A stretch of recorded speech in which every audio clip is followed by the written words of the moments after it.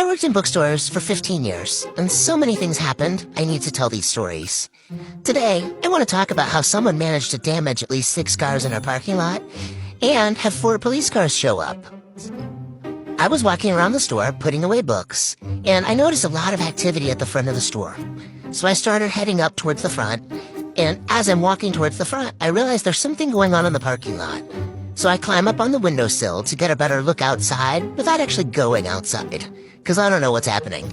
And I can see there's a car that looks like it has rolled out of its parking space and is blocking in about 3 cars that it's up against.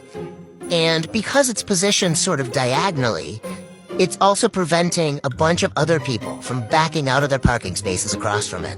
So there's probably about 8 to 10 people who can't leave the parking lot right now, at least.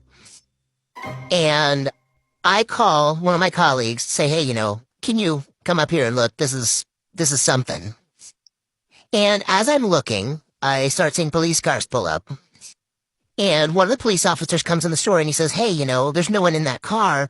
Can you page and see if there's an owner of a car of that make and model? So I tried that. We get nothing. He says, okay, I'm going to go run the license plate, see if I can find a name. They come back in. They have a name. We start paging that name. Nothing.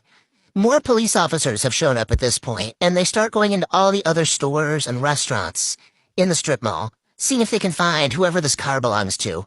And they told me, we called a tow truck because these other people need to leave anyway, so we need to move the car. And as we're going around the store, we're just kind of looking like, is there someone here who's looking around? I don't know. We page again, nothing. And I'm like, okay, this person's just not in our store. They're somewhere else. They walked down the strip mall. They went to a store. Maybe 30 minutes later, the police are all back in the parking lot, and they're like, we can't find this person anywhere.